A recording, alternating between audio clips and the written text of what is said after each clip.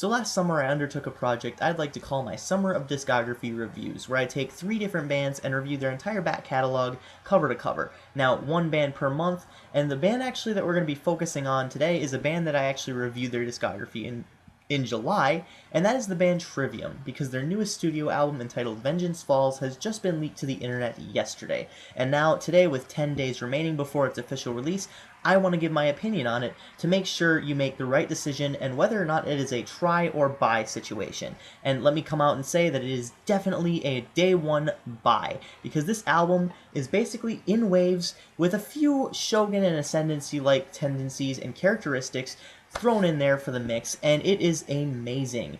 Like I said before, Trivium's In Waves was actually my previous favorite album. I don't know if I like this one better than In Waves, because it has everything I liked about In Waves, and it combines some elements from past albums before In Waves to make the ultimate product. The album kicks off with a familiar drumming and bass line from Brave This Storm, and I actually reviewed that in a singles review, and there's also some rhythm guitars thrown in there. It sounds like just this heavy metalcore beat. I don't know. It's really good, and then it picks up. It's a very simplistic song, like I said in my original review, but it ends up sounding a little bit too much like Disturbed. And I actually believe I actually used the word Disturbium to describe this song because David Dreiman, or however the hell you pronounce it, is the producer for this. Now, before I get too deep into this review, I just want to say that I am doing a collaborative review with a bunch of other reviewers, Chainsaw Gears 12, The Strong Boys 19,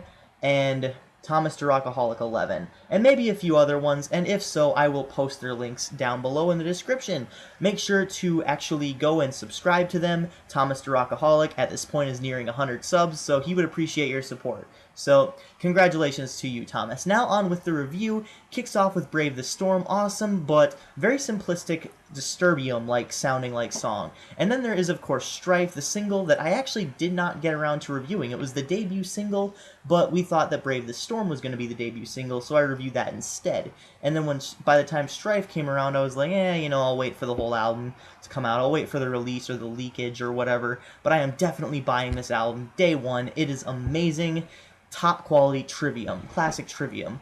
Now, the next song, of course, is the third song that was released off of the album. I believe the second single. If not, correct me in the comment section, but it is called No Way to Heal. And this begins with a very, very complex intro, and it's a very good song overall. I really like the complexity of this, and now we get to go back to track 2, which I actually forgot. It comes right after Brave the Storm. It's in between Brave the Storm and Strife, and it is the title track entitled Vengeance Falls. Now, this is an intro that sounds a bit punkish, a bit like metalish, and then it has a bit of hard rock thrown in there, but the chorus is very melodic. It comes off sounding like something like very reminiscent of Upon the Shores, the bonus song off of Shogun. So I really like it. I really like just how Matt Heafy sings this. So the guitars, the melodies, and everything about this song is just top notch, and it's the perfect song to have for a title track. So now we go back to number 5, track number 5, another great intro with some really awesome technicalities and technical riffs in it. I love the variation with this one, but my only gripe with this song is the verse structure tends to, again, sound like Brave the Storm, like Disturbed a bit. Only one of their different songs. So I'm not going to go in there and say it's too much like it, because this actually does have a lot of variation in the structure, makes it sound like Trivium. They make it sound like their own, moreover, but this song is just not really one of the best songs on the album. That is changed, though, in number 6, and At the End of This War. This takes the variation to an all-new level, an all-new high, with a acoustic guitar. So, acoustic guitars are something that Trivium has never tried out before. I have never heard an acoustic Trivium song, with the exception of Built to Fall off of their In Waves studio album, but that was a live track, so it doesn't really count. They've never done acoustic songs in the studio. Well, actually, I lied. They did a little bit of acoustics on, I gotta look at it now, on Ascendancy, The End of Everything. There's a bit of acoustics, but it was combined with a lot of electric guitars and everything, and that was an intro, so I don't really count it as such.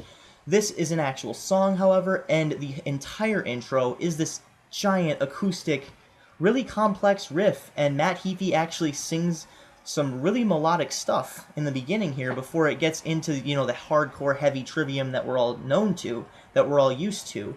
The next song is the Through Blood and Dirt and Bone, and this is another really complex one. Really like the riff structures, and there's some amazing solos in this one. Number 8 is Villainy Thrives, and I especially like how Matt Heafy sings his lows in this one. He ends up sounding just really gritty and just down to earth, and I really like this song. I really like the lyrics, the lyrical structure as well. And number 9, probably one of my very top favorite songs, Incineration, The Broken World. Again, another great, phenomenal intro, but what I really love about this song are the solos, the bass solo. Yes, that's right, you heard me, the bass solo. This is something that we haven't seen in Trivium since Becoming the Dragon in the Crusade era. I know I didn't talk about Becoming the Dragon much in my initial review of the Crusade, but it is a very good song, one of my favorites off of that album, even though I don't really like the album that much. So, Incineration, The Broken World, throw in a bass solo with some technical mixes, make it sound a bit like Shogun, amp up the production, and there you go. Now, the next one, Wake the End Is Nigh, I really didn't like when Matt Heafy sang a little bit lower. It almost sounded like he was singing off pitch a bit, and maybe trying a bit too hard to hit those low notes. However, once it gets on into the second part of it, the album kicks off, and the song kicks off, excuse me, and it's solo upon solo, and it's very aggressive. Trivium, or Matt Heafy, starts screaming, Corey starts playing his leads and everything, and it's just a very, very good song overall. So, the next one is, of course, I have to look at it here, No Hope for the Human Race, and this is one of the bonus tracks. Again, phenomenal intro. Love the structure of this one. It's very complex, very technical, and I love the way that Matt Heafy screams in this. There's a lot more screaming in this song than there was on the previous songs, and that's one of the recurring themes, is there's not much screaming on this album. There's a shit ton on In Waves, but here we are in 2013 with Vengeance Falls, and they rely more on the clean vocals, which is okay, because there is still a lot of screaming to be had on this album, albeit not as much. The next song, As I Am Exploding, begins with almost the exact same intro as The Deceived off of Ascendancy, albeit a few minor tweaks here and there, but it is largely the same, which is a bit interesting because I didn't like that song as much on Ascendancy, but I really love As I Am Exploding. It is close to, if not my favorite song off of the album, even though it is a bonus track, and I just really love just the epic grand scale feel of it. It almost feels like a track off of Shogun, especially reminiscent of the bonus track Upon the Shores, especially with the ending. It is very hardcore, very heavy, there's a lot of screaming, there's a lot of aggression, just pent up aggression and anger in this song, and I really love it.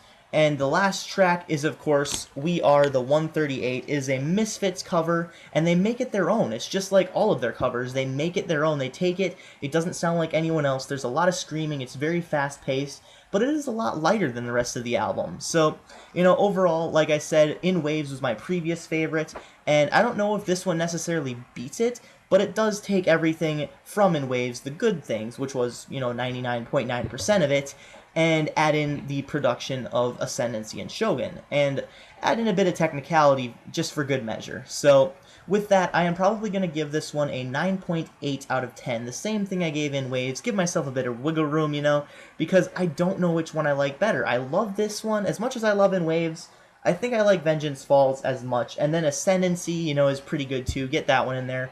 Definite top 3 for me. You know, Vengeance Falls or In Waves, and then Ascendancy. Those 3 are just top-notch Trivium. Top grade A, awesome Trivium. And awesome metal, for that matter. So, with that, thank you very much for watching. This is an awesome album. Go out and buy it as soon as it comes out. I love it. I know I'm going to. I will buy it, and I will show it off in the review or video next to the time that I actually purchase it. So, with that, this is Midnight Strike 3625. Thanks for watching. Keep calm and rock on.